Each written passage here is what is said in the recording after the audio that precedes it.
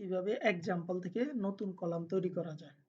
এর জন্য column from example এই যে আমাদের অ্যাড কলাম অপশন থেকে আমরা হোম ট্যাব সম্পর্কে জানলাম, ট্রান্সফর্ম ট্যাব সম্পর্কেও জানলাম, এখন অ্যাড কলাম সম্পর্কে জানব। এটা খুবই ইম্পর্টেন্ট, বিশেষ করে নতুন কোনো কলাম তৈরি করার জন্য আর কি। তো কলাম ফ্রম এক্সাম্পল থেকে একটা অপশন আসছে ফ্রম অল কলামস, আরেকটা হচ্ছে from selection.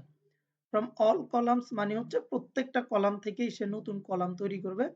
Are from selection মানে হচ্ছে অলরেডি যে কলামটা আমরা সিলেক্ট করে রেখেছি ওই কলাম থেকে সে হচ্ছে নতুন একটা কলাম তৈরি করবে।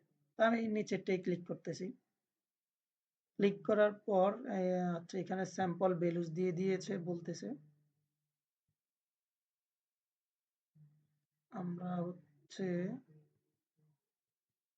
কন্ট্রোল, এই যে আমরা এখান থেকে কোনটা চুজ করবো এটা কিন্তু আমাদেরকে এখানে উল্লেখ করে দিছে। তো যেহেতু আমরা সিলেক্ট করে রেখেছিলাম রেসপন্স আইডি, তো দ্যাট মিনস রেসপন্স আইডির ক্লিক করলাম, এন্টার, সবগুলা কিন্তু আমার চলে আসছে। মানে এই কলামটাকেই কিন্তু আমরা এই কলাম থেকেই হচ্ছে আরেকটা কলাম আমরা তৈরি করলাম। তো যেটাকে শর্টকাটে বলা যায় আসলে কপি পেস্টের মতো আর কি, এই কলামটাকেই কপি করে আমরা এখানে নিয়ে আসলাম। বা এটা আরেকটা কাজে ইউজ করে, এটা হচ্ছে আমার স্যাম্পল কলাম। এটার মতো করে ডিরেক্ট কপি পেস্টও যদি আমরা না করি, কিন্তু এটার মতো করে অথবা এই কলাম থেকে কোনো ভ্যালু বের করে আমরা চাইলে নতুন কলামটা তৈরি করে নিতে পারি। তো এটা হচ্ছে সিম্পল যে যেকোনো একটা সিলেক্টেড কলাম থেকে নতুন একটা কলাম যদি আমরা তৈরি করতে চাই এভাবে তৈরি করে নিতে পারি।